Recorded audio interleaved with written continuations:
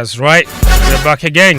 Lovely afternoon to all of you. Welcome. This is Gameplan on 99.7 Joe FM, where the biggest sporting conversations happen here in the city.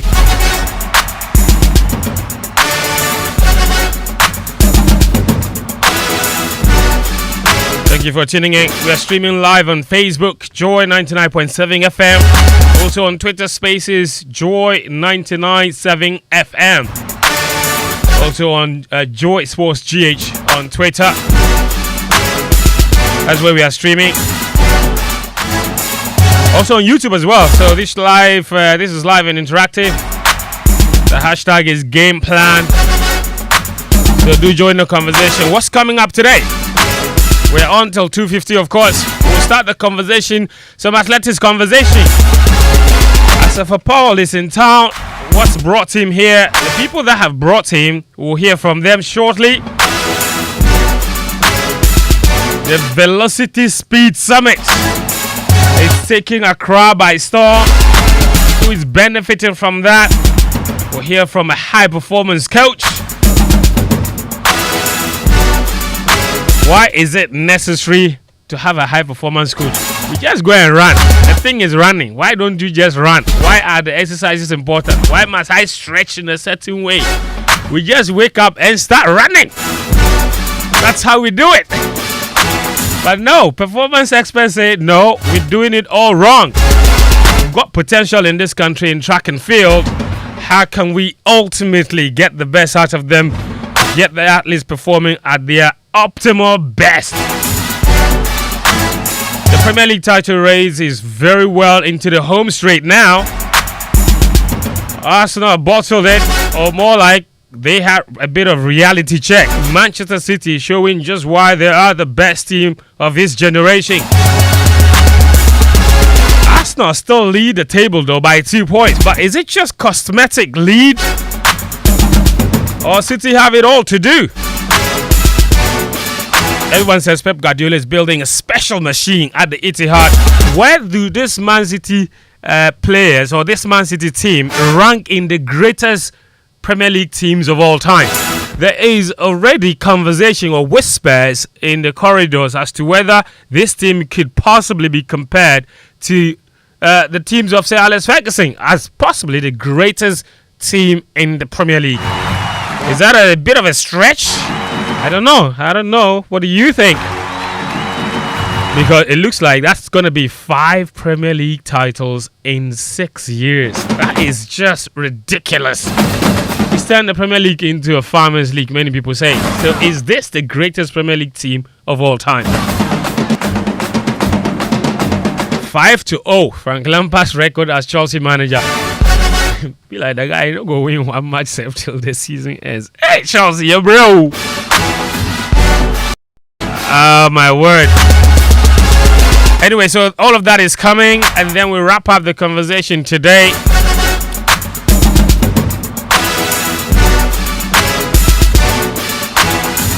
Also with some Ghana Premier League action. There's a lot going on in the Ghana Premier League. Last week we promised to speak about the inner dealings of Kumasi Asante Kotoko. We never got around to it. Today we will, because we have a special guest joining us from Kumasi. He's got all the lowdown on the politics inside Asante Kotoko. Ekosi saying Accra branch has landed. So that's what it is.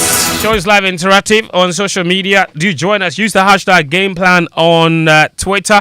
Also, if you prefer WhatsApp, the WhatsApp number is 055 11 11 997. 055 11 11 997. We'll talk a bit of joy corporate worship towards the end in there somewhere this week. It's always important to give praises to the Almighty God. Muftawu Nabila is coming from the mosque. He has come to pocket. The guy looks like one. After the Ramadan, he doesn't look like a human being again. So, my regular guests are here and seated with a bit of a twist. But Sitsofe, Muftawu Nabila, Daniel Koranteng, and then Collins Atta Poku somehow has found his way in here.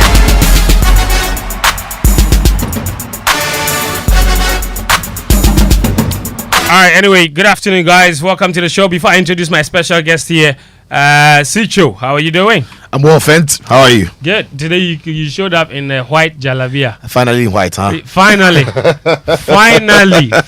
You took you. People will be asking, jalabia we know in town is white. So why you don't have white? You're supposed to wear that thing, and today's Friday. Half white. Yeah. So today I'm showing them a half white. Your white, right? It looks like off-white. Yeah, off white with some design, not flat white. Is it? Hold on. Is it off-white or is dirty? No, it's off white. I don't wear dirty whites. You never know. Muftawu and Nabila Abdulai. Fentuo, Tahiru. How are you? I'm okay. Why are you come like that? The way you cross your leg. Is that your bag? Oh, okay, that's Doc's bag. You see your leg? Anyway, Muftawu, how are you? I'm okay. How are you? The Salah, this is the first time I'm seeing you since we broke the fast. Are you sure? Yes, 100%. You went to hide in your house with your wife and children. You ate all the Salah rice. You didn't care to call me your brother and say, my brother, come and eat some of the rice. When you were traveling across Accra eating Salah rice, did you ever bother to give any of us Salah rice? It's okay. Anyway, I've got two special guests with me today. Dr. Yetsa Twakli. Did I get it right, Doc? You did. Okay. Thank you. And then Coach Lauren Seagrave is also in here. Coach, how are you? I'm doing very well. Yeah, it's good to see you guys. How's everything?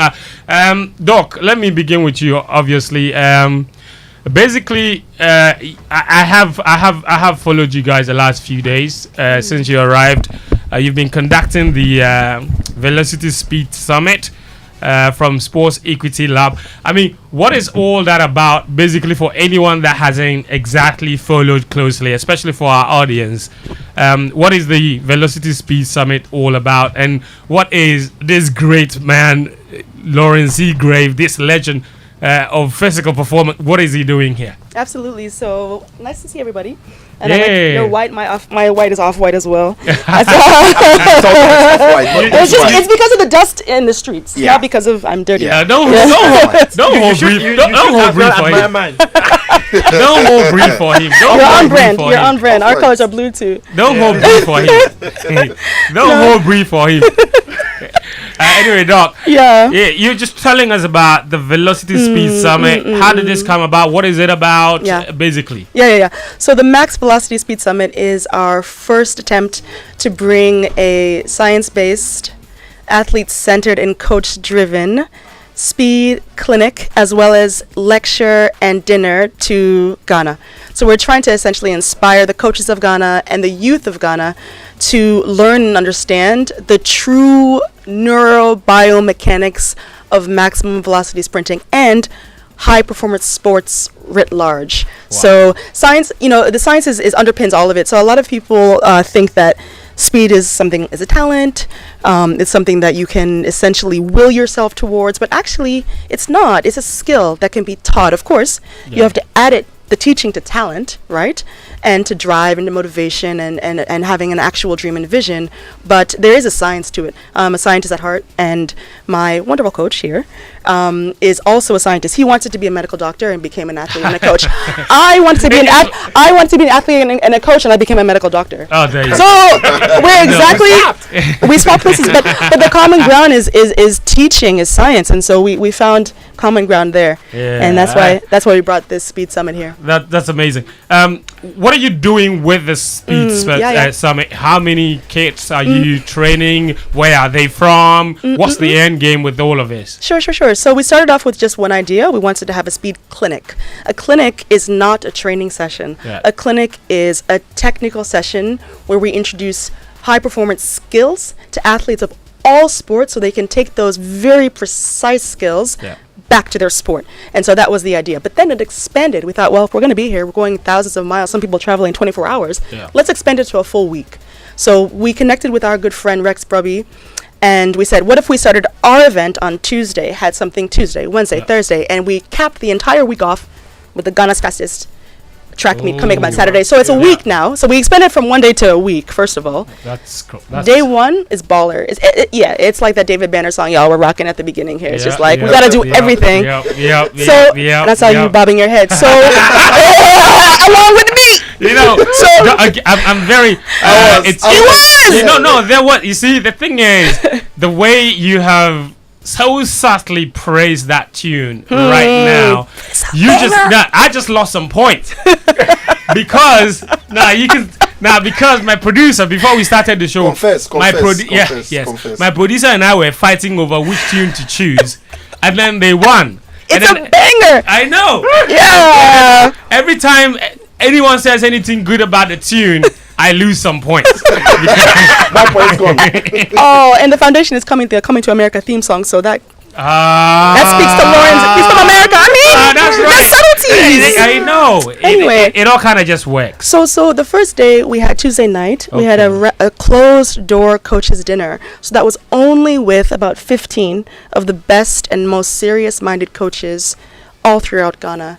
Some came from far, some came from close, but they registered in advance. We only took 15. At that time, Coach Seagrave gave them just a taste of what they were then going to hear on Thursday. And so it was important for us to see who would show up, because ultimately that group may end up being the first high performance coaching association of Ghana. Absolutely. We'll see. Absolutely. So they were serious and they showed up. That was day one. Okay.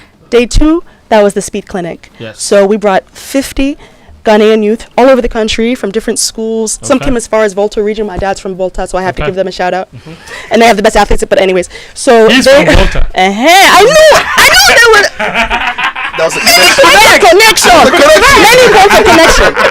Anyways, so day two we had 50 kids come, and that's when Coach Seagrave and Asafa Powell really did their thing.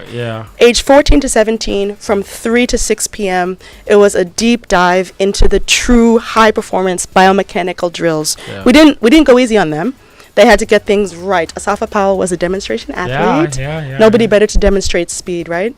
And so he was gracious. Everybody took time. Nobody complained about the heat. It was incredible. So 3 hours. Final day, we had a lecture. University of Ghana hosted us. We're really grateful for them for playing host. At the City Hall. City Hall, seminar room 3. And Coach Seagrave, I'm Dr. Twakley, he's Coach Seagrave. Coach Seagrave spoke for 90 minutes on the deep dive neurobiomechanics of maximum velocity sprinting. Again, coaches flew, they covered themselves from Kumasi, from Tamale, from Volta region. That's amazing. I know. That's amazing. There's some serious minded coaches in this country. I mean, and this is exactly what we wanted and needed, really. Not wanted, needed, you know, in our sprinting industry, especially track and field, because this is a really good era for athletics. The talent that is sprinting out everywhere, it's enormous, and so they could benefit from some of these seminars. And it's amazing that you brought this here. The first edition already looked like a massive success, and we're looking forward to so much more. But to get Coach Lawrence Seagrave, American coach with over 50 years experience in high performance. He's worked with professional athletes and sports teams, including FIFA, AC Milan, Juventus, Barcelona, the US men's national team, the Chicago Bulls, World Athletics, Olympic and Paralympic athletes from Canada, Italy, Belarus, Sweden, Thailand, Jamaica, US, UK. You have been everywhere. I've done a few airline miles.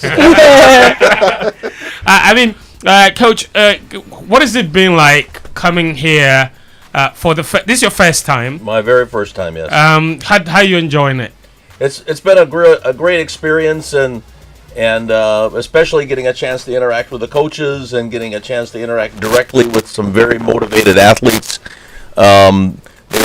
They really are hungry for knowledge, and they're hearing some things that are new, that are science-based, that they've never ever considered before.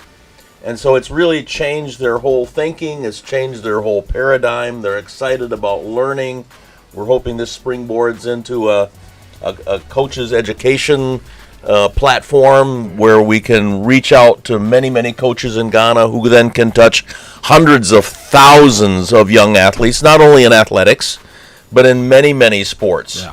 I've lectured in many places around Africa, and unfortunately what happens is the best athletic coaches get stolen by the football clubs and get stolen by the rugby teams and because they start to realize that speed is everything. All of those disciplines. Every exactly. Even swimming.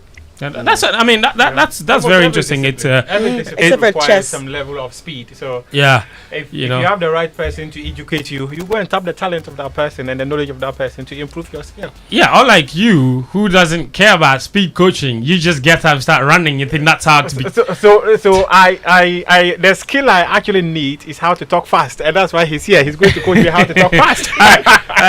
Coach, you've worked with some of the greatest, some of the biggest names in track and field, in football, in basketball.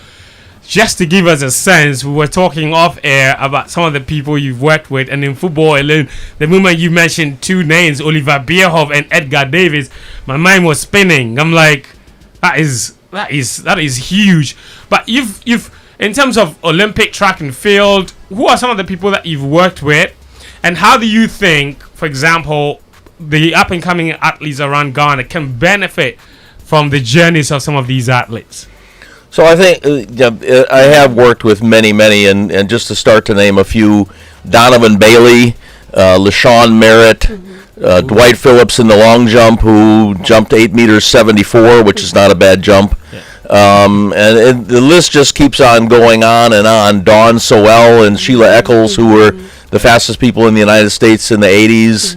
It just Yetsa Tuakali. I had the opportunity to coach Yetsa, Hang on, let's go. which is a whole other story. That's a whole other It was a story. lot of talking. I know. Yeah, you know my brain. I was going to say that her mere presence here as a doctor, not an athlete, doesn't cover you in so much glory. I'm sorry. Oh no. Anyway, that was by the way. I'm sorry, Coach. Coach. You were saying something about some of the greatest names you worked with. What's always been the standout thing about these successful athletes that perhaps if you're an up and coming athlete listening to us right now, this is necessary if you want to succeed in terms of speed or just in sports in general? There's a couple threads that kind of run through everyone's thinking and everyone's personality. First of all, many of them have a dream to be great for a long time, and they have the perseverance to keep working. And even though they may have some setbacks, there's no failure in athletics. Even though you have some setbacks, you come back and you get stronger. They're motivated to go out and find the best coaches. I don't recruit a lot of athletes.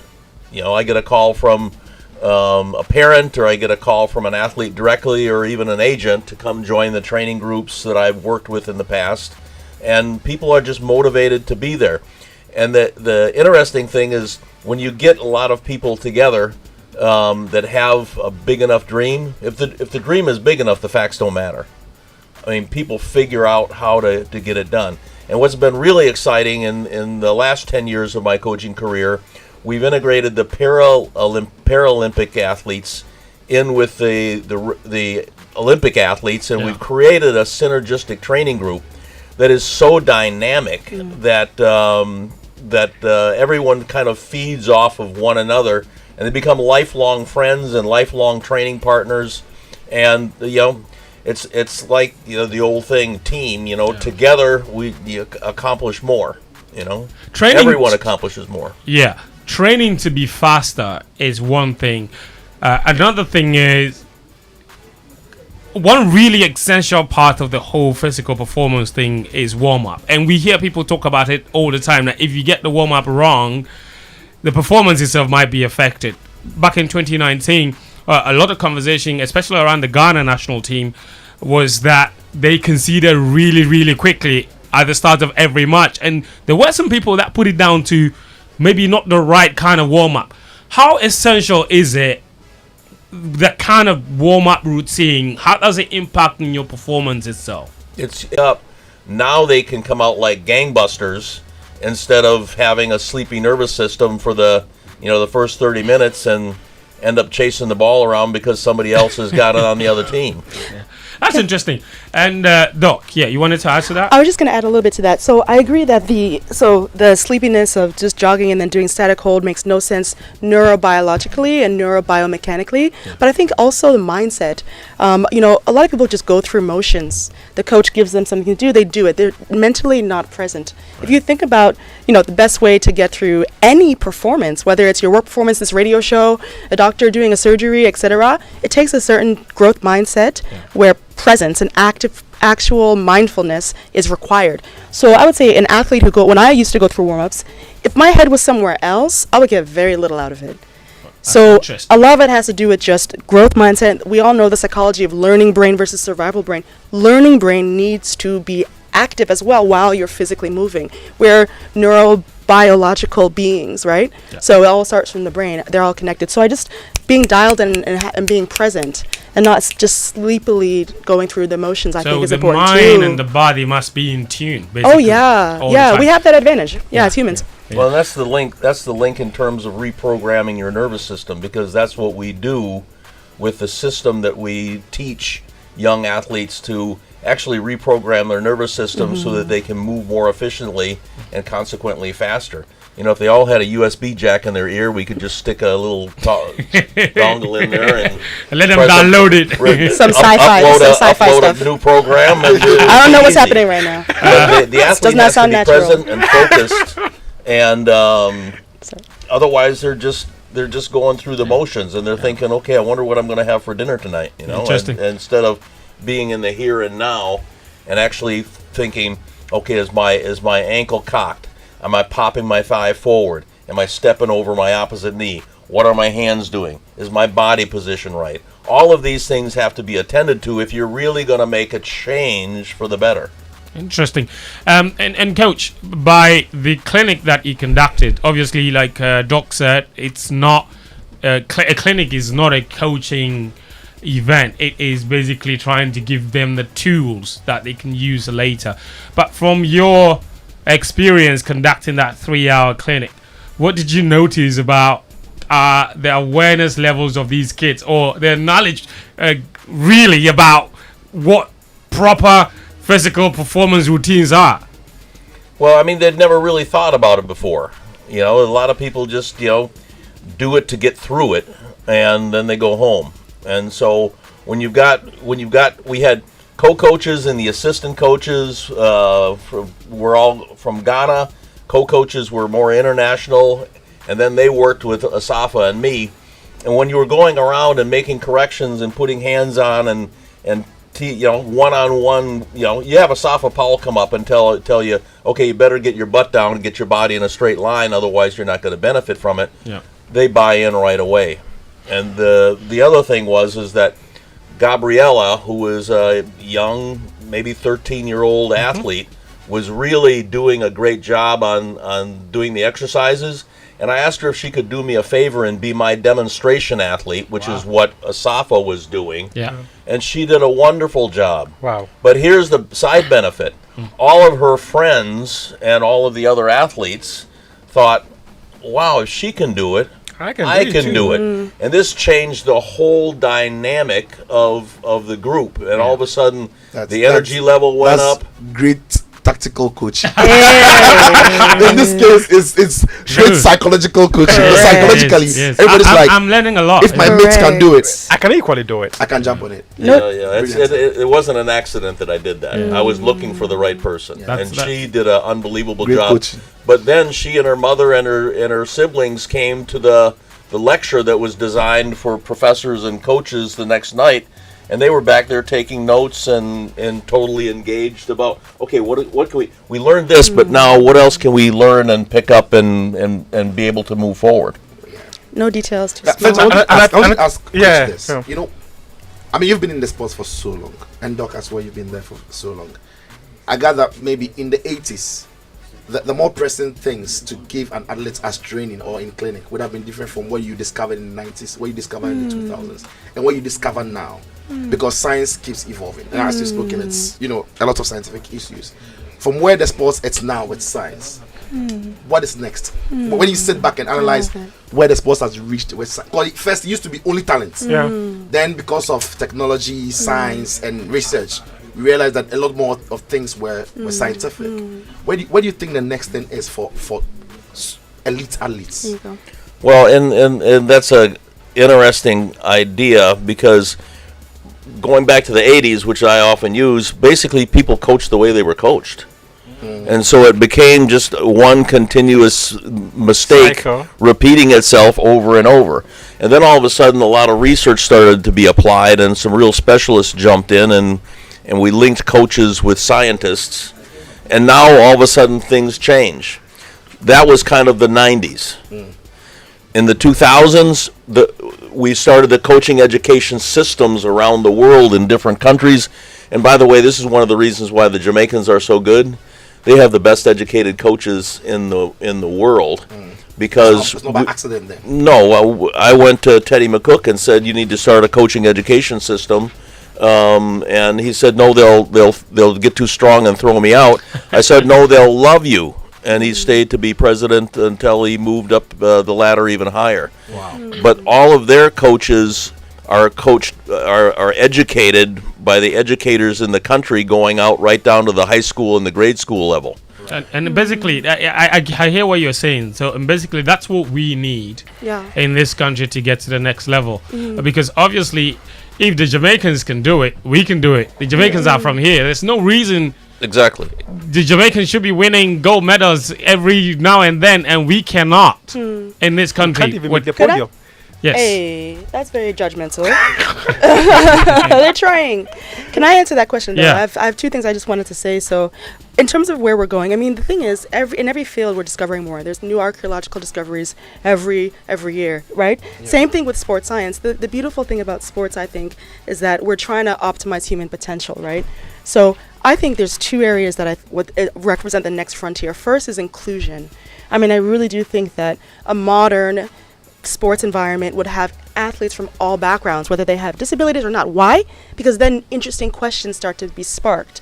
Number one. Number two, Olympic athletes start to look at their Paralympic colleagues and say, well, if that person doesn't have a foot, a leg, an arm, if they're seated, and they're able to pull themselves up from the dugout of life to a podium, that's a massive perspective shift. That's what we experienced in Lauren's training group. So I think inclusion is one direction that you're saying, where's elite sports going. The second, though, is athletes who are performers and also healthy relationships between athletes themselves, athletes and their sports, athletes and their coaches. Look at Naomi Osaka in tennis. She took a step away and said, I'm prioritizing my well-being over winning.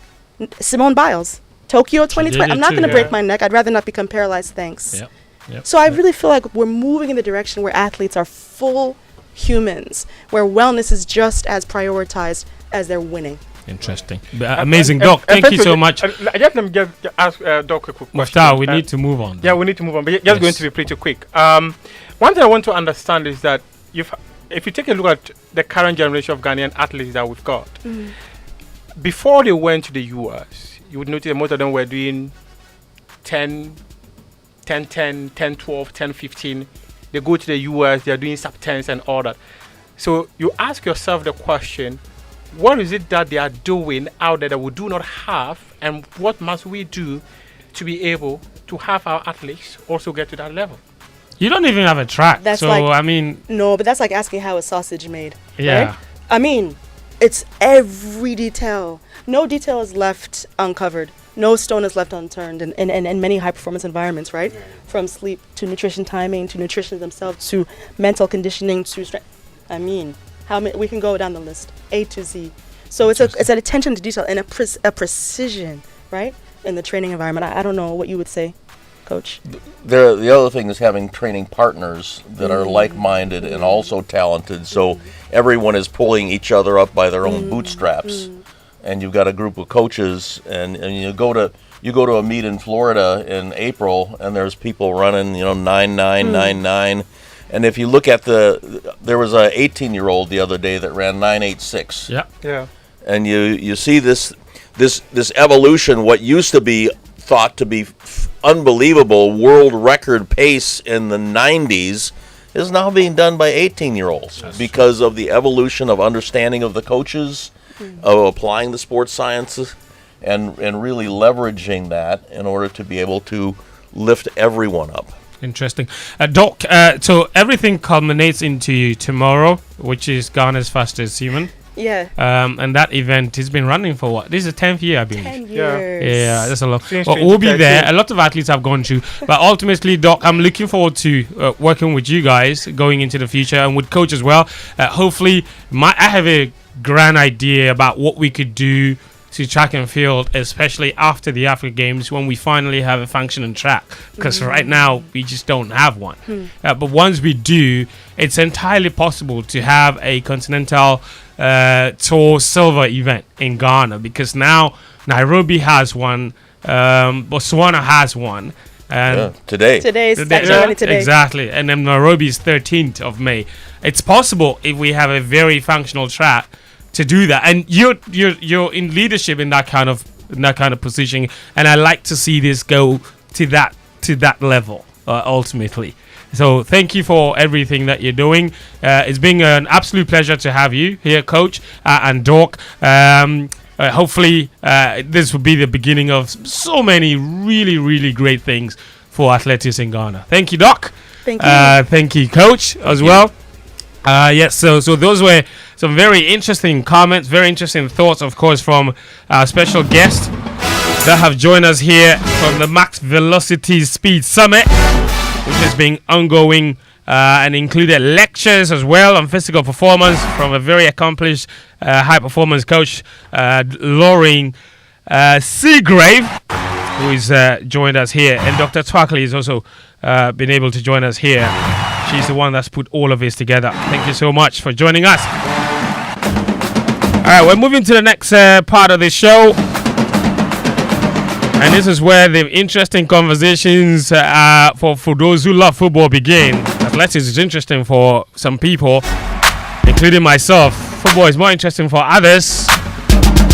So that's what it is as far as the show is concerned. This is Gameplan on 99.7 Joe FM. But today something special is happening. Oh, magnify the Lord with us and let us exalt his name together at the Joy Corporate Worship. Hallelujah.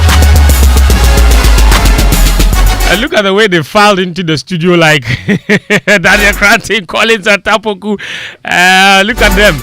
Muftawu, Nabila and Sitsofe. You heard them earlier. But I've got some special men with me joining over Zoom. All right, the Joy Corporate Worship is a mega gathering of corporate Ghana and all business unto the Lord in worship and supplications with one accord and a heart of gratitude. Let us all come together in worship and appreciate our God for his provision and protection, even in the midst of scarcity and uncertainties. In that atmosphere of intense worship, we will also cry out to him for the healing and sustenance of our businesses and all our endeavors in this era of economic distress. The venue is the Royal House Chapel at Himfie. Date is tonight, 6 p.m. Leading us in worship will be MOG, Celestine Donko, and others. Don't miss the corporate opportunities to lay it all at his feet in worship at the Joy Corporate Worship. For further inquiries, please call 0302 216540.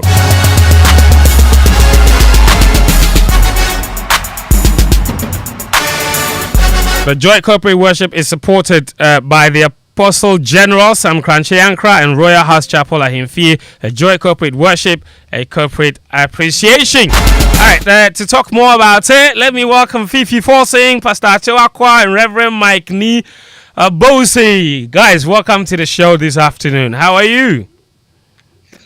Very good, thank you, Fentuo. We're doing great. Yeah, I sound too excited. I sound too excited, huh? It's a special evening today. Fifi, let me begin with you. What should we expect from the Joy Corporate Worship, 6 p.m. today?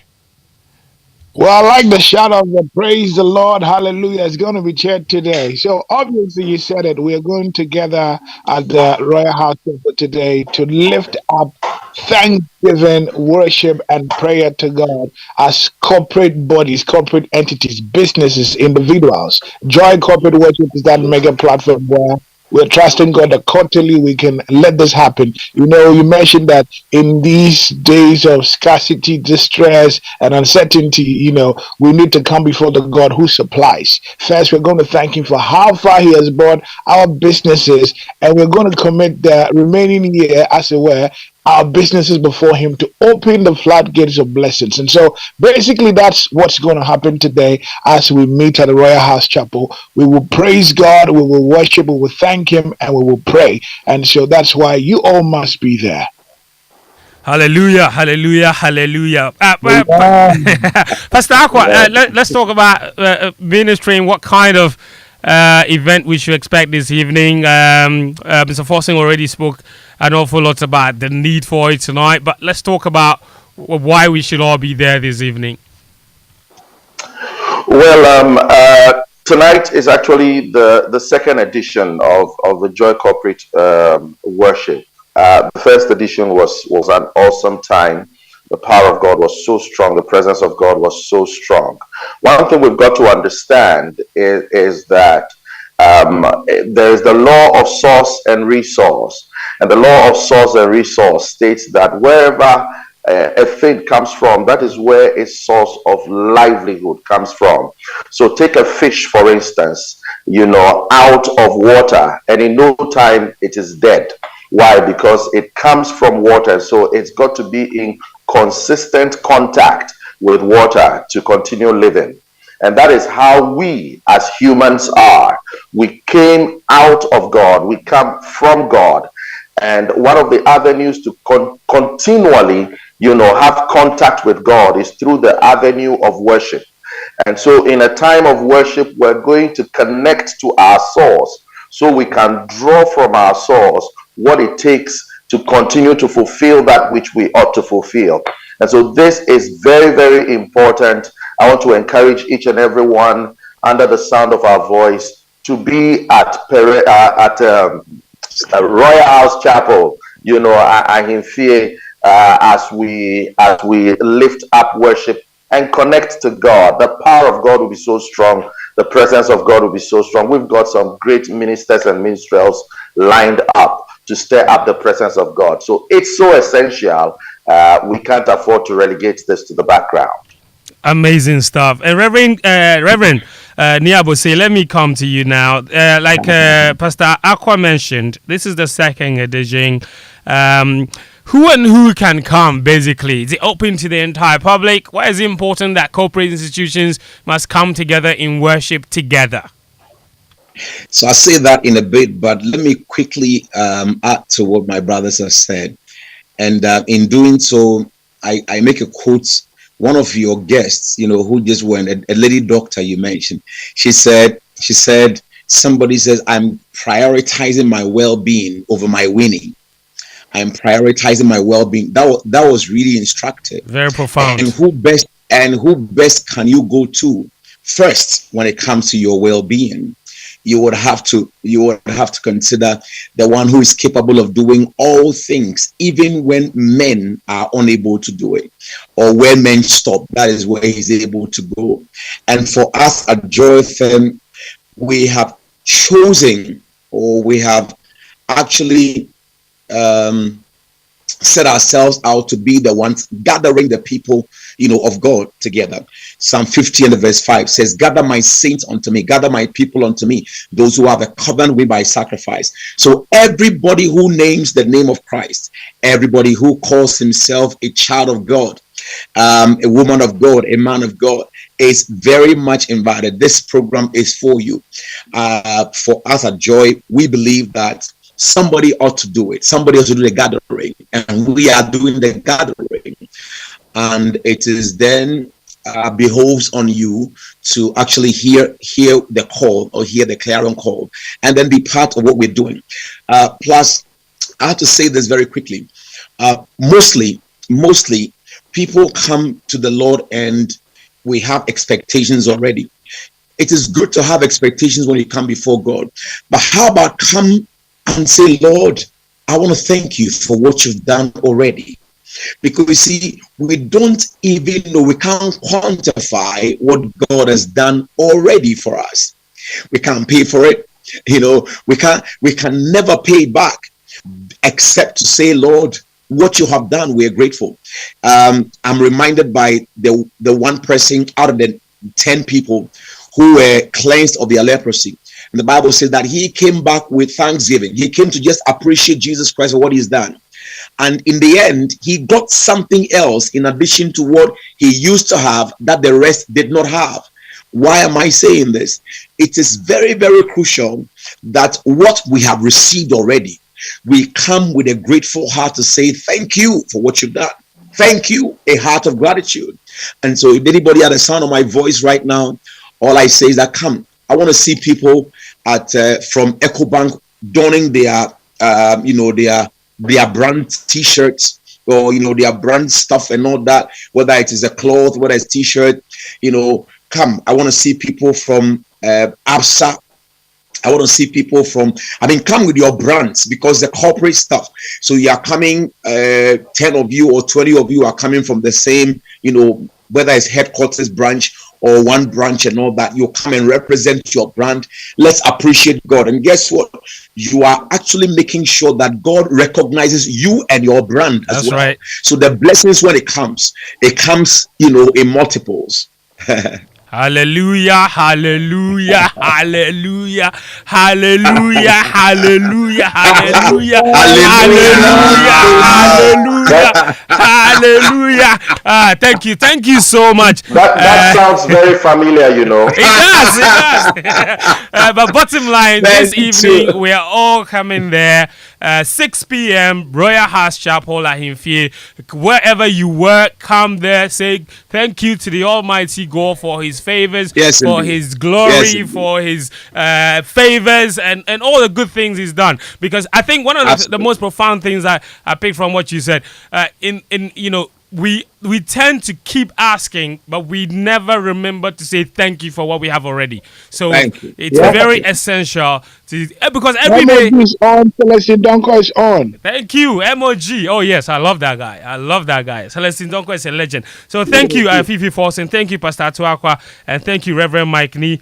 I will say all of them will be there. So do join us this evening, 6 p.m. Royal House Chapel at Himfie. We are saying thank you to the Almighty for what has been a very challenging year, but He's still favoring us with His good things, and it's very well deserving. All right, so thank you so much. We're moving on to the next part of our conversation. Sitsofe, Collins, Atta, Poku, Muftawu, Nabila, Daniel, Koranteng, all of them are seated. It's about to get hot in the studio. Bro, in 30 minutes, the game begins. And you know, say, I always do on the safe side. That be why I always win when I bet. My guy, you always want to be on the safe side. But for me, I'm bold, and my courage allows me to go in for the underdogs. Watch out. Charlie, you guys, they rush. As for me, I'm always skeptical about these games. So I don't rush, but go in for a draw. Game on! Yusuf, where one be your vibe. With SoccerBet, get the best odds and stand a chance to win up to 1 million Ghana cedis. SoccerBet, your best bet for sports betting. This advertisement has been vetted and approved by the Gaming Commission of Ghana. Bet responsibly. Gaming can be addictive, not for persons below 18 years.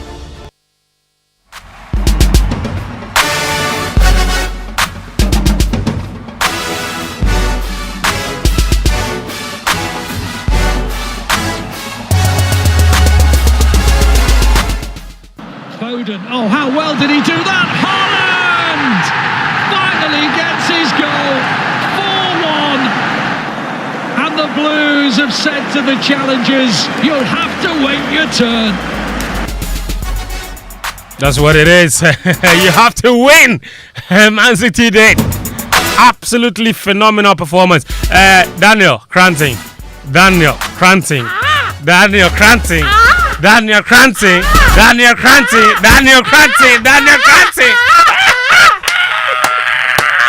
Bedman. My brother. Oh. It is finished. Oh. Castigated. Nana. So I think what the boy said at the National Science and Maths quiz. What did he say? He said that The 3 men. Which 3 men? Oh, no, like give me a talk the thing. You are not telling the story well. Okay, then say it there. I don't know the story, but You don't know the story. You don't know the story. Let him tell the story. You are saying what? The story lacks all the elements of a good story. You see, I did literature, so I know appreciation. So I can tell a good story by the way it starts. So you can't just say 3 men. You don't identify the 3 men. Okay, it is finished. That's all. Let's move on. It is finished. It is finished. That is right. Collins Atta Poku. Tahiru. Is it finished? Just about. Charlie, welcome. Ode Kosi say about Accra. It has to be. We are still on. We are soldiering on. What are you on? The Kosi saying. What is that? The Kosi saying is the Kosi saying. Kosi saying is. Yeah, we should be asking you what the Kosi saying means. Kosi saying is an afternoon show on Asempa. That has to do what exactly? That seems to do what exactly? I don't know. I just see politicians attempting to. Good. So now you have to count and account for the stewardship. That's right. We are accounting for our stewardship. Yeah. And now the marketing people, everybody monitoring and evaluation, they are monitoring how are they doing in there. So now we've also come. The idea that we should leave the Football Republic alone is what drives us on to make sure that we continue to call for a proper rendition of this stewardship course. Collins, now that I have you here, I am going to ask you this question. What has become of, because there was a famous public spat between you and the GFA about monies that purportedly were spent on, I believe, friendly matches. Yes. They said it wasn't true. You insisted it was. And you said you would reach the RTI to try and get out the details. Have you found anything? I did. I actually wrote to them. I'm interested. What happened? I did. I wrote to them. And then they said they couldn't find the address I put on the destination address. So I had to contact Abdulai in here for direction again and then rewrite. That even went in earlier than the one we wrote for the appearance fee money, but we got a response for that one, and I'm still soldiering on. I really believe, and I have nothing to doubt what I had, that we took money. They told my good friend that the money is their own money, and I wanted to understand from my good friend, what does our own money mean? And my good friend said, well, but it's their own money. And he was even specific. He told me that, look, Atta, the money came. He said August something. They gave me the timeline for when the please. No. So he actually look. So where are you going? This is that's how the ecosystem works. That's how it works. No. Oh really? Atta. Hold on. Conversation was a telephone conversation. In all honesty, I've not even mentioned my good friend's name. It was a telephone conversation. Now we moved on from there. No money that has been expended to it being our own money from what had been given to us by FIFA. Okay, no problem. Let's progress the conversation. Yes. We'll get to the Arsenal thing. But since you started, I'm really interested. Collins, you are a board member of a journal star. Is that correct? I am. The club has been banned from playing home matches. One match. Just one. Yes, we've served it. It has been served. So okay. You played that game at Dr. Kwame. Yes. It's a magnificent edifice. It is probably better than your home grounds. Yes. No, I mean you can't. Did you have more fun playing there than playing at home? The kind of football we played there.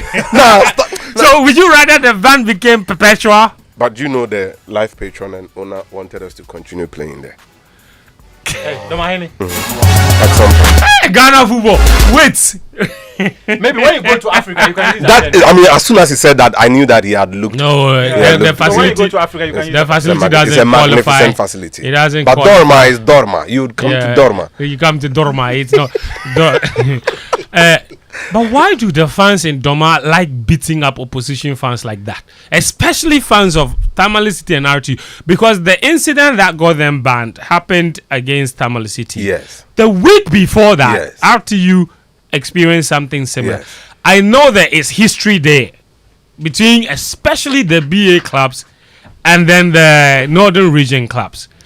But I thought that was in Division 1. Yes. I didn't think the Journal Stars were that involved. I knew about Swatreman you know, the incident from 2021. Yeah, I didn't. So how did Aduana Stars get themselves involved in all of this and then started to massively abuse opposition team and players and officials? And it makes no sense to me. It actually does not. When you think through it, it does not make sense. Because you know what, my good friend, they had actually scored a 96th minute penalty, won the game, and had stretched the lead. Yeah. So everything the fan in Doma wanted that day from happened. 3 points, got the victory, late goal, and there was pandemonium all over the place. They were drumming and dancing. But quickly, the Aduana players at full time rushed to where the Tamale City's players were and told them, look, let's go together. So the two sets and the police moved from the pitch. And from some of the footage, you could see that a stone had been thrown from the stands. Then we moved them to the dressing room and then into the bus. Then got reinforcement from the Doma Divisional Command. The number of police, it's a category C game. So we should have provided 30. Yeah. But we provided 60 policemen just for the game because of the stories that were told when the team returned from Tamale. And it wasn't a good story. So that was basically sort of... I mean, look, we are not holding brief. It is despicable. Under no circumstance should we tolerate this in any way or form. Because you end up killing somebody, then what? You say you are sorry? Yeah. So I would not sit here and because I'm part of it say that, look, it's something... No. We should all frown on it. Do you educate your fans regularly on these things? We had to move in and meet them before the season started. And before this midweek game, we brought up their favorite footballer, Adam Frempong, to conduct interviews and tell them that we don't want to see these things again. It hampers everybody. Doma is a municipality. About 3,000, 4,000 people. The economy depends on poultry. So if you've been there before, it is these things like football games that service the economy. Yeah. So if you move the team away, you've really hampered the progress of business people in the community. In the area. Let me tell you a funny story. When you played against Olympics, we brought 4 buses from Doma Incro to Kumasi, Abrankese. The 4th bus got to Abrankese on the 63rd minute. Wow. Now, we won 1-0. Hitherto, it would have been a 5-minute walk, 10-minute walk. You are home. Yeah. You are now leaving Kumasi. To go to Doma. That's at least 3 hours. So it's despicable. We've started education and we want to intensify it. And then we want to say this. The FA should help everybody. And I'll finger them. They should help everybody. How so? Are the club helping themselves here? Because in this case, has Aduana Stars ever independently made sure that fans face consequences for their actions? It always has to be. It's almost like the punishment is more generic from the top. So we ban Aduana Stars and that's it. What about Aduana Stars themselves? It's difficult because their hands are tied. You would have to use police for criminal prosecution in this. At best, what would the club do? Help you identify who the culprit is. In the case you are referring to, it didn't happen at the stadium. All that transpired, all that happened when the team left the stadium. Yes. So it's difficult. But if the FA had tasked Aduana, that look, we are aware of what happened in Tamale. Ensure. Find us the culprits. Ensure that Tamale City come to play and go back safely. They would have been a lot more responsible. Even without that, they increased security. Yeah. But you imagine Georgiou's car leading Tamale Cities out. This is the level we should go to. Georgiou in his car leading Tamale Cities out. At least when you pick the stone and you see Georgiou, you stop. You see, one of the things one of the problems I have with the Aduana Stars is that it's this, and you would be the first to agree with me. Is a catalogue of incidents that happen there very regularly. When they play against Kumasi Asante Kotoko, we saw one of the most unimaginable things in world football ever happen, where the two teams started with 10 men. Yes. But that wasn't the first fault. I'm not relax. I said even in 2017. Yeah. Our very good friends, James Towa and Philip Romack, they were beating. stop slaps. No, what happened to them? Oh no, they've not told me. No, but you see, we are trying to rate. We are trying to statement on it. We are trying to rate the club of this reputation. That's what I'm saying. So the reputation isn't good, and sometimes great. We would beg opposition clubs. The Ashantis have an exploratory saying: "Who to a crowd for now, too more money for." Sometimes some of the exaggeration and the lies must stop. You think some people have an agenda against it? It's not necessarily agenda, but right after the Kotoko FA Cup game, the town believed that at some point they will be banned this year, and it was an agenda. But you fell into it. What do I mean? You see, you heard the stories RTU raised. Yes. When we decide to go into it fully, you'll be amazed. Initially, we were told that we had played 14 minutes or so, 15 minutes. You know, let's stop checking added on time with betting sites. With live score. No, but this one came from the Ghana League Twitter handle. What did he say? No, the mistake, the error. So they goofed. You see, but that's the problem. They had called. So the admin of the Ghana. They got it wrong. But see, look, what happened with having 10 minutes of additional time? The time was even small. You were not there. You see, you don't cannot. Like, but there's a certain perception within our game that when they add 3 minutes, you should play 3 minutes. Yes. When you add 5 minutes, you play 5 minutes. It is wrong. So that's what I'm saying. But in this case, so when you have the reason for the added time and the other play 10 minutes, come out so loud. You know why? Issues. Why? That was a bigger indictment than what RTU were saying. What happened? Somebody actually stoned one of the referees. And stoned like one. So the game had to stop. So you had to treat him before you come and continue. That RTU game, and then the RTU goalkeeper got injured. Yeah. So you had to treat him. That's why I say if you get a point. Game, but imagine, okay, what's the reason for the delay? They have stoned. But you see, there is a lot. You see, and that's the thing. I think with the issue with the added time thing in the journal is that it just so happens, and you can call it coincidental, but it just always so happens that if they are playing 97 or 98 minutes, whatever, the equalizer, the winning goal is always it's always the last. Hold on, you don't get it. So it's almost like now everybody believes it's play till we score. But it's so unfair. No, that's narrative. I think it's so unfair. That's of the matter. That's narrative. Ediana Stars must do all you can to clear yourself of this image. And I recall somewhere last season, even officials of Kotoko were moved out of the stadium. They were moved where? Have you forgotten Ima Wadasobre was taken out of the stadium? He was moved where? Maybe for police security or whatever. I think 2 or 3 seasons ago. Yeah. Was it 3 seasons ago? That was when the Kotoko official. No, 3 seasons ago was when the Kotoko official pulled out a gun. No, that was in Breakum. Oh, that was in Breakum. And that was even under normalization committee. I'm just referring to this. Yes, it was football. We have to. All of us must start it within. There is nothing between the Bruno and the Tamale teams now. They should stop that. I agree. It's not healthy. That's 1. 2.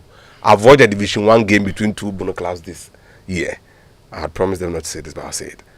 That you have somebody going out of the stadium to pick a block.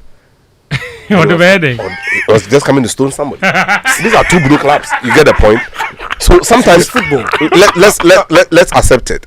And for all of you, there is something happening in the region that would explode soon. Mm-hmm. And I want to put it out to you so that you help us in education. Okay. Bono Ahafu, then Bono East. Yes. Are still Bono Ahafu in terms of the football regional politics. Yes. So they have 1 Division 1 club.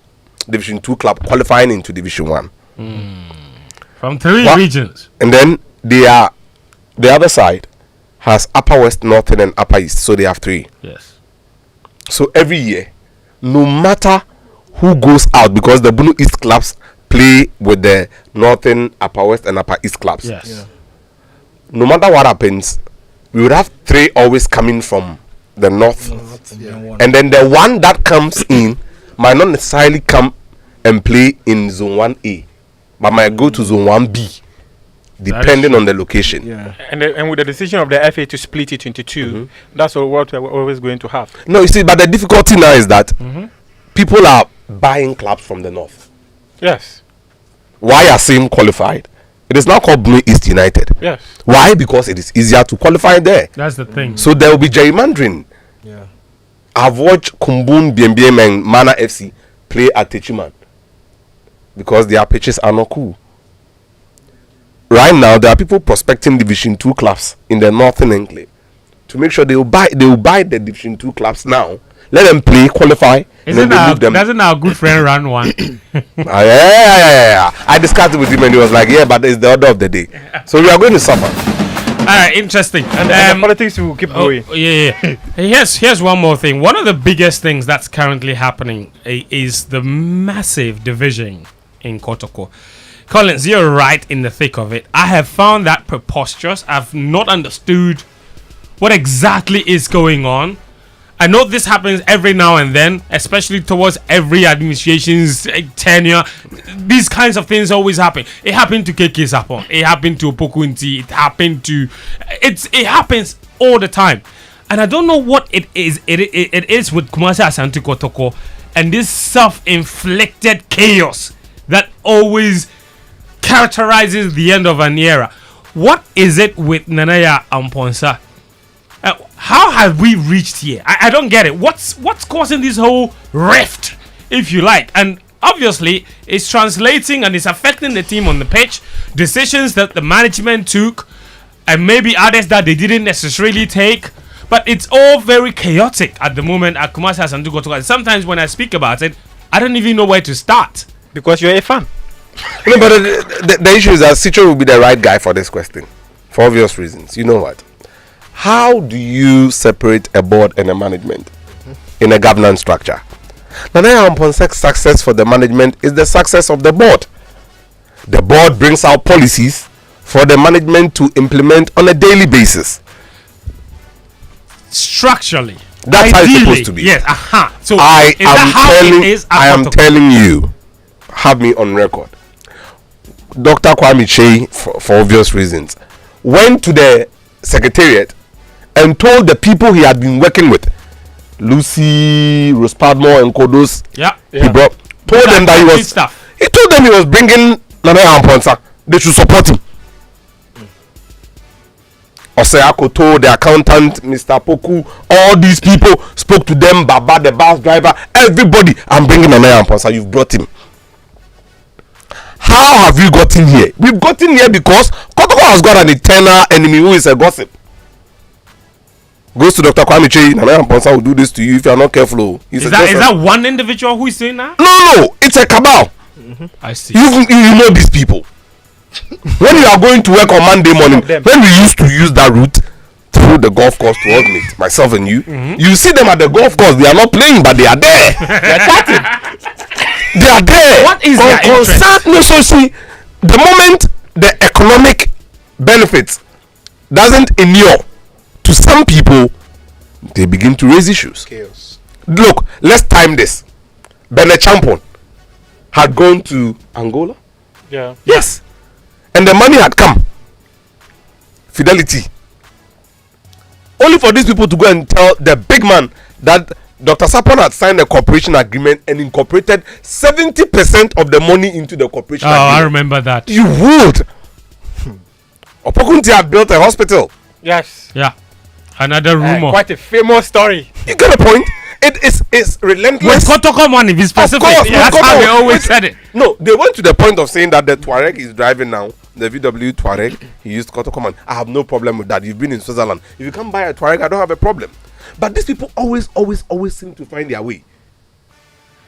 People who want to complain that Kotoko should not bring CCTV cameras to gates because if they bring it, it won't help. When Kotoko was complaining, fans will be shy to come to the stadium. Let's be honest with that. I mean, that's that, you see. The thing is, it's quite petty because running a football club, it should be beyond these things because there are bigger visions for Kotoko. When you go to Kotoko's mates in Africa, this is not what they care about. They care about how implementing a vision that could see this club competing for the highest laurels. You have mates? No, but they have mates. They have mates. They started from somewhere. If you listen to my good friend Atta carefully, Atta said, when it gets to a point financially, it doesn't inure to the benefits of some people. Yes. They begin to gossip. It's not as if they don't know that the vision of the club is to be very competitive at the continental level. They are very much aware. But they must eat. But they must eat. No. But the thing is this. There's this funny video online that if you become the Nigeria president today, what would you do? He said, President, for Nigeria, first I will sit down and I will eat. Is it Tahiru? What hurts me is that my good friends eating expedition leads us to one thing. You know this Fabu census they are doing? Yeah. This is not a novelty. It's not new. Under President Kufuor, when he was board chairman, Kwame Boafu told me they did a similar thing. At some point, they hooted at President Kufuor that he has stolen some of the money. Wow. Oh, even Herbert Mensah. Even Herbert Mensah said he put the money in the back of his big truck. The Bantu Mahini put it in the dustbin. Then you move on to Otunfo Special Initiative. Funds were paying money. Kwame Osudonko. Oh. Yep. He spent the money. Yep. Allegations. The dog doctor sold all the players and when Sunderland had successfully hooked Kotoko onto an Adidas platform where we were going to talk about sponsorship for Kotoko, these people came up. They had to stop. Kotoko it's the end of the road for Nana Amponsa, really. It doesn't look like he would continue this. I mean, it depends. It depends on what the king says, what he sees. Because if you've given KPIs and I've successfully met them, why should I leave? But what about the man himself? But sometimes it has to do with the atmosphere. That becomes the problem. Like now, Poku says it will depend on what the king says. Meanwhile, it was the board chair who brought him. It has to then depend on what the board chair thinks as well. I know the king oversees it all, right? But it's the board chair who says, this is the guy I want to work with. And he's still the board chair. If he doesn't want to work with him, and even the king thinks Nana Amponsa is the way to go, because of the temperature between the board and management, we are staring at the same things again.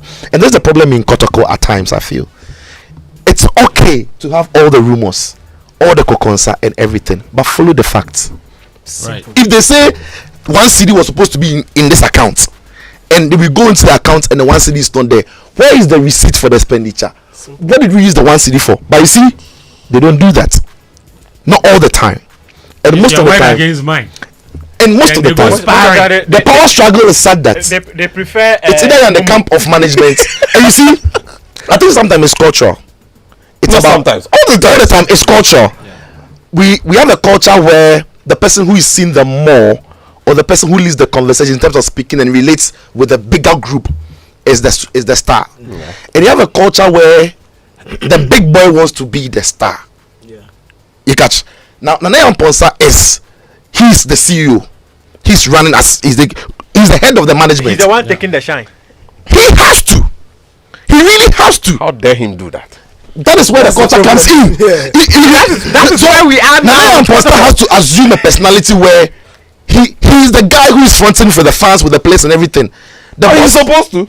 That is his job. That is what I'm saying. He's supposed to. That is his job. But that's why people are not happy. But they don't see. And the problem isn't with what Nana Amponsa is doing. The problem is with those who are not happy. He might not have conducted himself well in certain situations. I think in his early days, he probably did not conduct himself well and assimilate to the culture of the people. For the elders, yes, but he grew into the position, and that's the thing. Yes. And again, yes, I've also heard all the rumors that came that Nyasa Santini and all of that. People said all of that is stupid.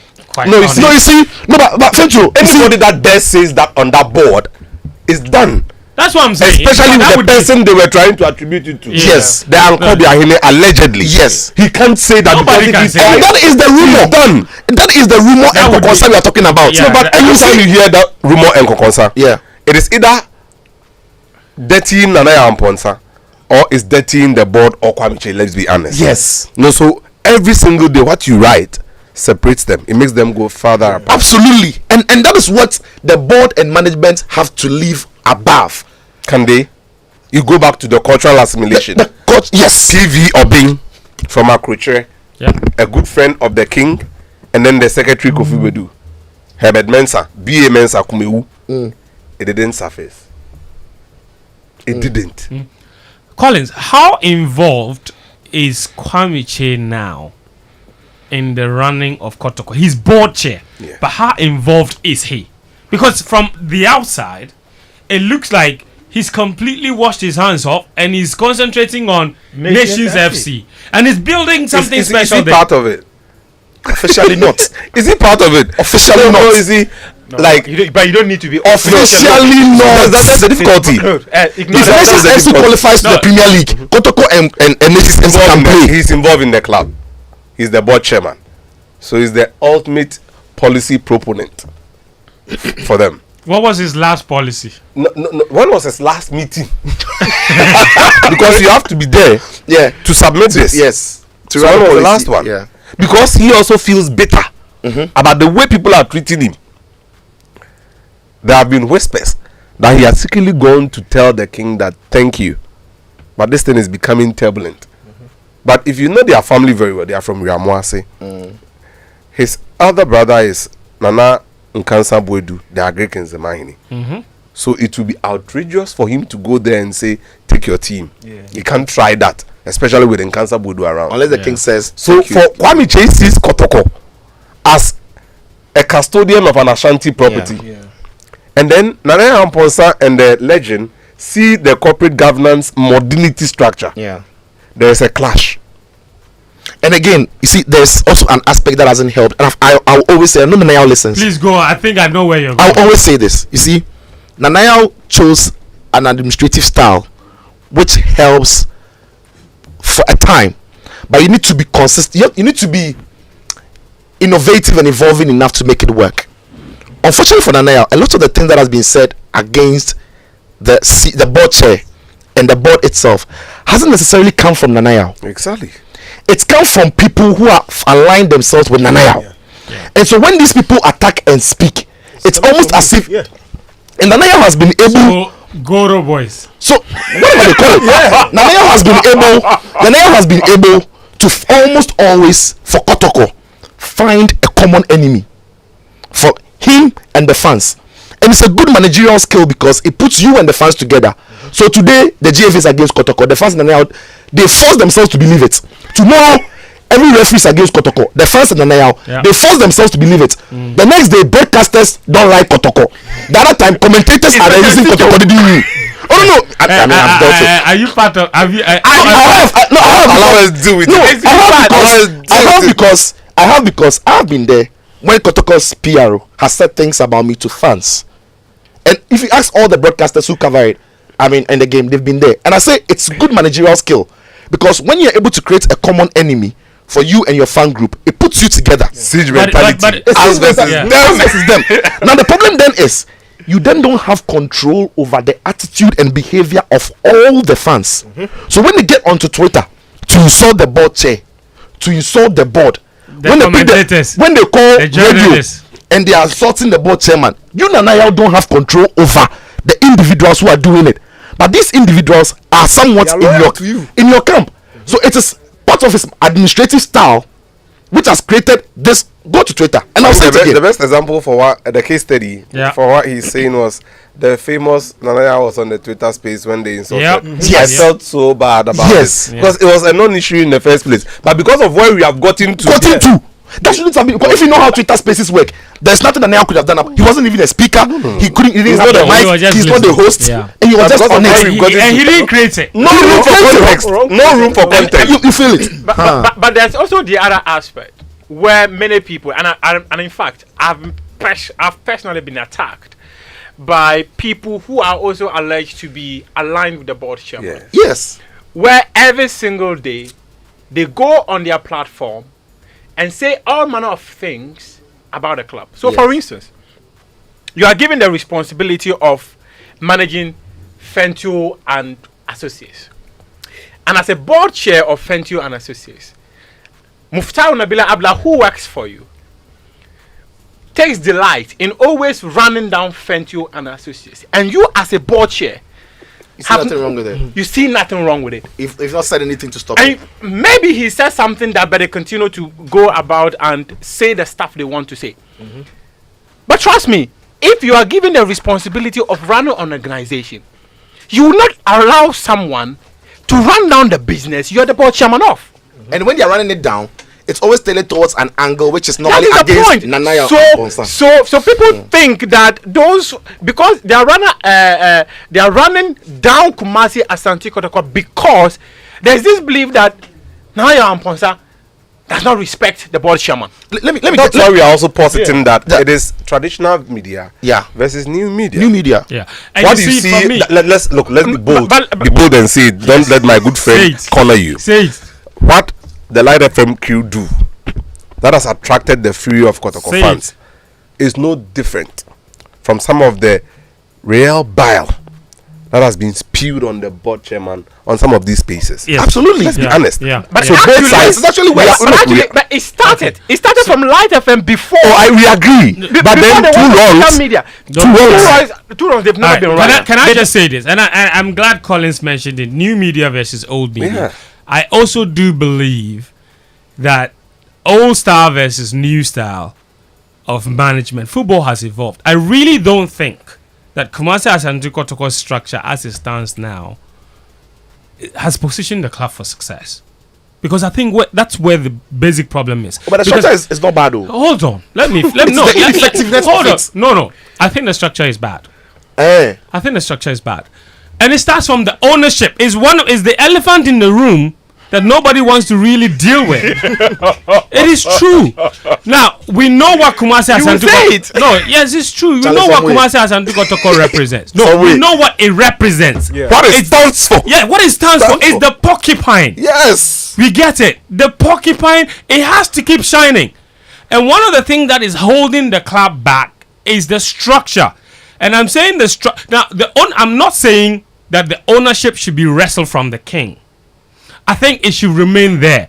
But this habit of always calling an individual and telling him, go and run Kotoko for me, I don't think it works. You don't run Kotoko. You worship. You see where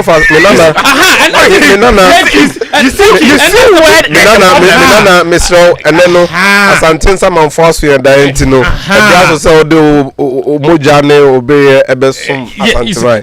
So it's an honor and prestige for you to be called to come and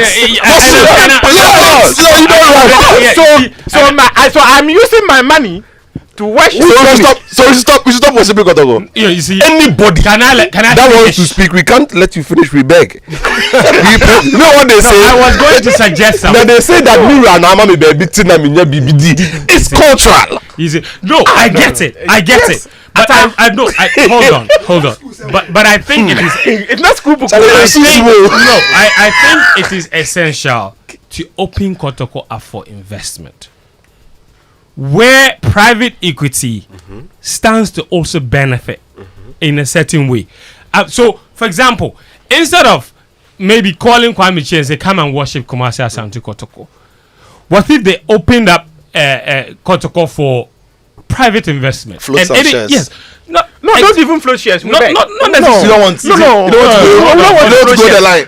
I see, and I had this conversation. Let's go. You know, so we are supporting you. We are backing you with our life. Yes. Say it. You know, open it up for private investment. Okay, let some people come and take maybe minority share in the club. Okay, and run it like a proper professional football club, where the club doesn't depend on the charity of people. Because I believe Kumasi Asante Kotoko as an institution, that power that it wields from Ensha will always be there. But I think it has to get to a point where some people will be asked to come and invest in the club and stand to benefit financially if it works for them. Because as it stands now, it's almost as if, you see, and that's why you mentioned it earlier. You said there are rumors that Kwame Chi is contemplating or has gone to Mensha to say that do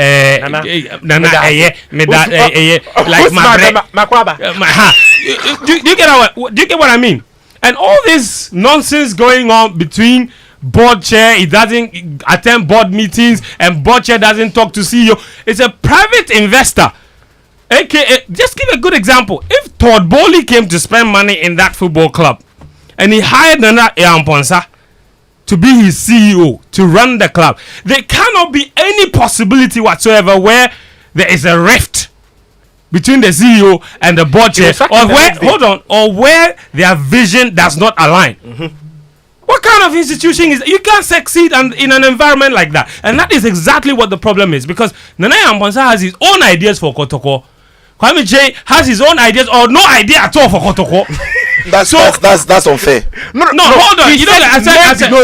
I said he has his own. The reason I'm holding back is it become a bring Nanaya.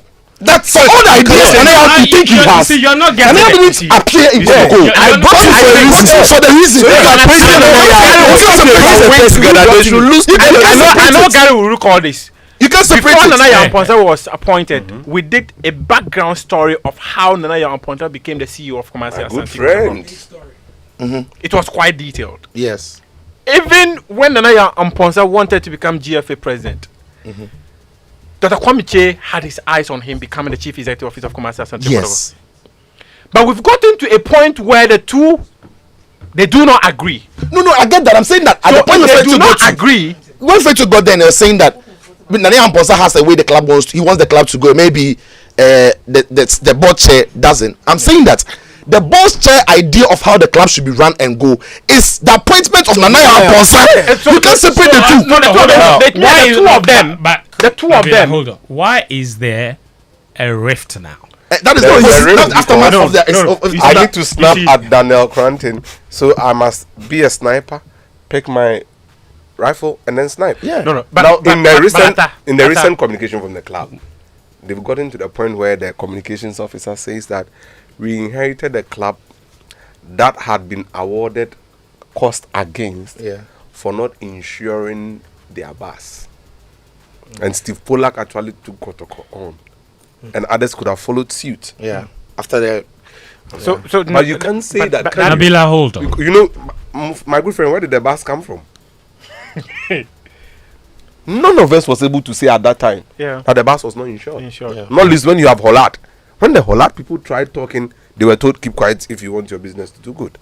Now all of a sudden, internal secrets are coming out because both factions are sniping. Yes. No, but you see, that's why I sort of agree with Fen's structure and proposal for structure. Yeah. Because if it's a private investor, these personal things that are going around won't hurt anybody. If I stand to benefit, if I'm the board chair and I stand to benefit, these things you are talking about, somebody is going to say something about it, I will not care. But I feel Kwame Che will feel hurt because it's like he's doing them a favor, putting his own money in. He's not necessarily getting anything out of return, and then people are going around tarnishing his image. That's where his hurt is coming from. Then Nana, on the other hand, too, is you've brought me in, I'm doing my thing, somebody too is saying something. But if Kwame Che was benefiting financially from Kotoko, I don't think he will care if person A comes to tell him that this person is going to say something. At the end of the month, my money is coming. So I cash out and I move. I don't care. Once I'm paying you and you are doing the job and you are living up to what I brought you in, then we continue and we do our work. So all this little chatter here and there will not matter. Exactly. But because he's not benefiting, because the club structure is the way it is, the little he can get is the image, his good image, the fans you get, the good things people say about him. Once he shakes small, then he ball. Collins, listen to this. Muftawu, listen to this. And this is one of the things I find fascinating. Kumasi Asante Kotoko's management, led by Nana Yamponsa, is proudly championing their achievements. And listen to this. And you can tell exactly where the problem is. And one of their biggest trump cards is the fact that they have been able to beat down on accommodation costs for players. From what was initially 6,000 Ghana cedis being expended on every single player per month to now 600 Ghana cedis. What you should know is that the 6,000 Ghana cedis per month that they were incurring on player accommodation, that money was going directly to the board chair because the player slept in his hotel. And now the management says you've cut his business. Benevolence. You've cut his business. Benevolence.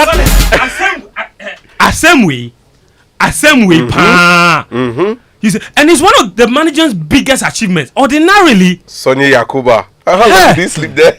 Brother, so you see, many players, not just. No, I mean, he didn't play. You just had an like for one round, he was home, just training. He was there. So you see the divergence in vision that I'm talking about. Because the previous the previous management that Nanaya replaced was under the same board chair. Yes. Executive board chair. Executive board chair. Yes. Who supervised and sanctioned the club's decision to house the players in his hotel. Didn't he write that bill off? Hold on. No, you see, that's what I'm going to say. That's my good friend, tell the reason why the board chair. One member of the management. Yes. Decided not to be sleeping with players. Mpim Nacosta and Co were all there. Yeah. Going there. Yeah. He was not comfortable with sleeping in that hotel with the players. He decided to go and sleep at another hotel called Knox. Yeah. In the long run, when Knox accumulated a bill, they brought it to the executive board chairman. He said, but I have a hotel here. Why you there? I've given you a key. Why would you go to another place? Pay yourself. He couldn't explain. Yeah. Do all these things he didn't pay. It's a debt. When we went to court, when Knox took court, a former management member was the star witness for Knox Hotel. But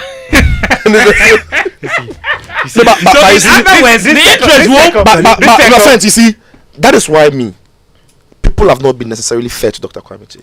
You see, as the board chair, he doesn't necessarily have to know how to run the club day to day. That is why his job. I agree. Yes. So when they've made bad decisions in the past under his tenure, that people were sleeping in hotel that caused ABCD. One of the reasons why he brought Nanaya and Ponsa in was to correct some of these wrongs. Yes. So if Nanaya has corrected it, and even though it affects his hotel bailing, it is credit to him and even Nanaya. I'm not sure why anybody will boast with it. Sitcho, have you considered the possibility that have you considered the possibility that there were certain corrections that were not needed? Like what? Like the hotel? Like the hotel. They were needed. They need to save money. You see, the board chair, because it doesn't speak much. And of course, Nanaya and people, they speak a lot. So people don't. I'm looking at that board chair and I'm thinking that this guy is not actually looking at those things. Those petty monies. And you see, that man is he be rich guy. He's not looking at the 6,000 in his hotel. He's that rich. He's rich. 1 million. He doesn't need billion. Yeah. Old city. He doesn't need to sleep in his hotel like that for recruitment. 1 million Ghana cedis just like that. So the reason why he brought Nanaya and Ponsa in was so that Nanaya and Ponsa can reduce the cost and the burden on the team and get some of that. Including the bus moving. The bus was moving. The entire gospel. The caller say, "Oh, chairman." The bus in Thai sport. We need money to go. That is why he brought in Nanaya and Ponsa. So that nobody will give him that call. So it's credit to him. Credit to him. It's not credit to Nanaya and Ponsa and call. Now before the ball from Tahiru, the consensus, we are all here espousing brilliantly. Then we go to August Palace, and then August said, "Kwame medawase. Me konto ko iwaye ni ye." Yes. Na sen kra na mama masuma dweme me nti asembia biem. Does he see what we see? You see. No, do they tell him the truth? But he is on record. I mean, my man santo koto konti obi ankasa manim keke. Me na me sante hene pin kurato kejeti amete. Yes. Oh, that one is true. He's the most informed person in the region, spiritually and physically. The briefings he gets, the spiritual side is true. I like the spiritual side. Even the thing is that people of such authority, the information they have access to, exactly, you can't imagine. Yeah. Oh yes. You can't. Okay, I think the consensus is clear. Trumpeting the IGF these days, have you seen it? Yeah. Internally generated facts. Yes. Now, do you know what the other side is saying? If they are men enough, they should bring the auditor report. Let's see. Yeah. You can't say you made the money and we haven't seen the money. So where did the money go? But they can decide to bring it. Guys, I think thank you. It will come. Thank you. This protocol matter, I think the bottom line is they need to work more together and less apart from each other, because I think that is exactly what the problem is. And with that unity of vision, unity of ideas, you can't move forward. The board, the management must be in tune on what exactly they need for this club, because this club is mammoth. Its name is powerful. Unfortunately, a bulldog is not just a chihuahua. Backing all around and only Gary is here. Yes, Gary is here.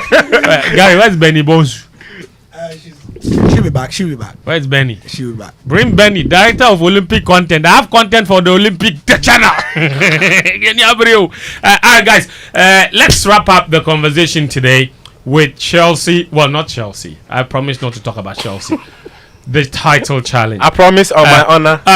Daniel, let me begin with you. You've barely said a word. We've had one of the most phenomenal performances by Manchester City in midweek against Arsenal.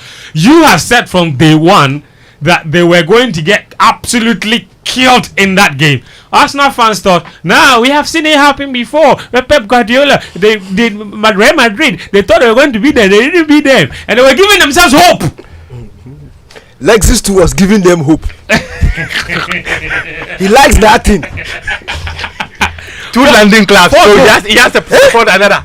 But Pep once again showed us why he is probably the best coach in the history of football. And he said probably. He said probably. He showed us why. He's a generational thinker. Do you know some do? Do you? He said probably. I dare say that Pep Guardiola at the end of this season, no matter what happens, it would go down in history as the greatest coach in the Premier League era. Why? Because it's won more Premier League titles than everybody. In such a short time. Sir Alex Ferguson in his first 6 years, Selma winning a year. Oh, then you should wait for the number of years for us to we should see if we can stay. Pep will do 25 league titles in 26 years. And we shake Mansu. But Daniel, I mean, I don't even want to ask how did we get here, but Man City. You are watching Manchester City against Arsenal. It wasn't even the typical Manchester City performance. Like, they were completely different in the way they approached the game, the way he even deployed personnel. In the past, Man City didn't have this in them. It's almost as if this season they're a completely different team, and then can pull out all kinds of tactics and systems to beat opponents. It's two things. If this was last season and we had a Liverpool Man City game at this stage, we would have seen a much closer game. The thing is, the team that Man City are chasing are very inexperienced. Then they have a very inexperienced manager. And in as much as Pep was brilliant on the day, Atta also set up his team to fail. The two most important players in that Arsenal setup, in Partey and Odegaard, were set up by their manager. Okay. And I was sad watching the game, because by 15 minutes, you could tell exactly the instructions that Pep had given to his players. Especially, and it all started from the build-up from the back. Delay. Bait Odegaard into dropping and joining Gabriel Jesus to press. Yeah. And once he does that, in fact, Pep went back. If we've seen him playing a 3-2-4-1 in the past like 1 month, this time he went typical 4-2-3-1. So he was playing Gundogan and Rodri as two pivots. Now, when they were starting the build-up, Odegaard is on Gundogan, Xhaka is on Rodri, and what's his name? Gabriel Jesus is pressing the two centre backs. Yes. So they'll pass the ball from side to side to side to side. Man City were not in a hurry to hit it forward. Yeah. Until Odegaard drops. So when Odegaard drops and Gundogan is free, they either go to Gundogan or they go long. And the role that Pep gave to KDB on the day, typical number 10, and he had license to move around. He could either go and join Grealish on this side. He could go and join Bernardo Silva. He could even switch with Haaland, because there were times where he was the highest player. And let me start with what set up Odegaard. Once Odegaard drops, he's left his man, and City can build a triangle. So it is Stones to Diaz, then Diaz to Gundogan, who is free. Once Gundogan is going, Partey is set up, because now he's one-on-one with Kevin De Bruyne, and he can't follow Kevin De Bruyne when Kevin De Bruyne goes wide. And Man City knew that, so that's why Partey was struggling. Partey couldn't drift wide and follow Kevin De Bruyne. So if he's leaving him, Kevin De Bruyne is now 2-on-1 with Grealish on this side, or 2-on-1 with Bernardo Silva on this side. And that also meant that this was when you were a coach and you already know the weaknesses of your players, don't set them up to fail. We all knew that Rob Holding has weaknesses, but once Rob Holding sees Man City, he still maintains his high line. But then the intensity of the press is much more when he's facing Man City, because he knows that he can't give them the luxury of time to pick up that pass. So that is maintaining your principles, but you expect that if we give these people space, like the space we may give Crystal Palace, they will punish us. That's understanding that you have a very good system, but he also has weaknesses. That's what Atta didn't do. That's what Atta didn't do. That's what Atta didn't do, and I was very sad. You can't play this season from week 1. Build this momentum. These players actually believe they can do something. Help them on the field. Last season, when Arsenal faced Man City, it was a much closer game. And you see, at that time, Atta hadn't built this predictable system, so Pep didn't necessarily know what he was going to do. So that day, Atta had the advantage. Now everybody knows what you are going to play. Everybody knows what you are going to do. So think outside the box, because boss, you are nowhere near Pep Guardiola. That's true. Tuchel, when he's come to face Guardiola, he thinks. When he's come to face Guardiola, he thinks. You can't come and sit there with your typical predictable thing you've done from no different instruction. No thinking. Zero. And then you bring it there, and then they score you 4-1, and you are telling us that the title race is not over. I was sad for Partey, and I was sad for Odegaard, because look, if Arteta had started with an extra midfielder, I thought that sacrificed Gabriel Jesus. For me, I would have sacrificed Gabriel Jesus and brought in an extra midfielder. I would have played Jorginho and Partey and Xhaka. Odegaard can play in this half 9, half 10 position where he can. You let him press, but don't let anybody join him. You don't need to win the ball high against Man City. Let them come. When you have Jorginho, who is very comfortable on the ball, you have Partey, who is very comfortable on the ball, Xhaka, who is a very good runner, they can outdo Gundogan and Rodri in the middle of the pitch. It is possible. They can do it. These 3 guys are top. So let the ball come into midfield and dominate it. Don't sacrifice your most attacking player. Let him go. And Charlie Odegaard was so useless. Like, I didn't watch the guy. I said, "Oh, boss, what's your coach doing to you?" I saw Arsenal fans attacked him a lot. My friends, and what Danny says, I 100% agree with what Danny says from how City baited Arsenal. But there was something else Mikel Arteta perhaps should have done with the same team that he picked. Don't press highly. There's no point. Some managers are stubborn. Even Man City, we said Pep Guardiola didn't have a plan B. We said he didn't have plan B. Bayern, his first 3 years at City didn't have a plan B. City have got now A, B, C, D up to X, F. Because in the game against Bayern, the guy was doing like 3 different plans. I'm telling you. And in this game against Arsenal, even after 60 minutes, yes, he's everybody. You see, in this game against Arsenal, right? When I saw the lineup, everybody, including Atta, I'm sure, thought City were going to play set up like they set up against Bayern. But what he did was to play a flat back 4. 2 double pivots in Gundogan, Rodri. Kevin De Bruyne, as he said, the number 10. Now, the reason why I feel sorry for Partey, as you said, is that some of the principle of pressing is that when one player pushes to press, you have to follow. You have to back it up. So whenever Odegaard pushed from Gundogan to press, Partey had to back up. Otherwise, there's a simple pass to, and when Partey backed up, Kevin De Bruyne is free. And you see, City were not playing long balls, so City were playing long passes. There's a difference. You can play a long ball and ask them, chase it.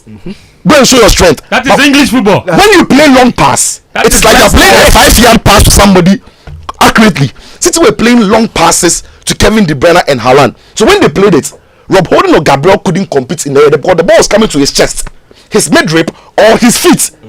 With Haaland's physique, how do you tackle him when the ball is coming to his chest and he's pinned you back?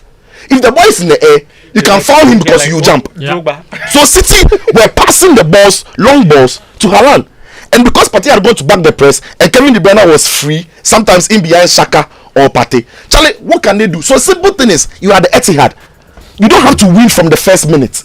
You have to try and frustrate Man City. We give them that respect. And then don't press highly. Because City were just standing off and waiting for Arsenal to commit. They were waiting for Odegaard to press Diaz. They were waiting for Partey to back up Odegaard's press high. So what do? Stand off them. Ask City to go to a different model, a different plan. But they just fell into the City plan. The City ate them good. Wrong. And you see, another thing is about player instructions. And this is the thing I was talking about Maguire last week. If you noticed, the more difficult long balls were always taken by John Stones. Yeah, Johnny Diaz. Ruben Diaz went long when there was nobody on him. So if let's say Gabriel Jesus and Odegaard are now pressing John Stones, because John Stones is better with his feet and has a better accuracy, he can go long. And that was instruction. But if Ruben Diaz is being pressed, he simply goes back to Edison, or he gives the ball to John Stones for him to do the pass. There was a moment where Edison was holding on to the ball for like 30 seconds. He was just he said come because he was waiting for Odegaard. Come, we are not coming. Yes, he was just and Pep was at the touchline telling him to hold it. You called him. You called it. Like hold the ball, wait for them, hold it. Edison, not go anywhere. Hold it. Teacher, thank you, Daniel. No, you see, next week we should have a conversation about where Pep Guardiola ranks in terms of the greatest managers of all time. Right up there. Because I think right now it's important to have that conversation. Right up. But for over 50 years, Duro Plus Limited, your reliable partner for quality plastic products such as PVC and HDPE pipes of various sizes, have over the years progressed to become a leader in the plastic industry in West Africa and parts of Central Africa. And that's why they are now introducing Water Tank, the ultimate tank for water storage by Duro Plus Limited. It comes with an optional water level indicator that lets you know exactly how much water you have in your water tank. So, water tank, what a tank. Remember, yes, what a tank. Remember, where Duro Plus goes, water flows. I beg you, there's a message behind you. I want you to read it. I beg you. Can you imagine the supporter I need to do the LPMs. I need to do the LPMs. Alexis will beat us all. The National Executive Committee of the Temasco Old Students Association are extending an invitation to all anchorites, both far and near, to this year's annual Congress elections for new executives. It's on Monday, 1st May 2023, 9:30 a.m. prompt. Dr. F.K. Boaho is the venue. Come one, come all for our alma mater. Temasco! Nothing but the best. Temasco. You see, that's not what they wrote here. They wrote Temasco. Yes, please. It's here. If it's Temasco, then don't give me that paper again. It says Temasco. I have said it. You did your job. I have done my job. Thank you. I beg you spelled it wrongly. Let's blame Abeku. AD Plus is also here as well. You can just call 0242 439872 for more details. AD Plus Philly experience. They have the AD Plus decoder where you can now record your programs. Just find a USB flash drive with a capacity of 4 gig or more, and you can record live programs. And COVID-19 vaccinations are here. Millions of Ghanaians took the COVID-19 vaccines and they are now protected. Go for your booster. Daniel, have you had your booster? We are in the league. Anyway, and KFC also proud to be associated with this program. My name is Fentuo, Tahiru Fentuo. This has been another edition of Gameplan. Up next, the drive time with Lexus.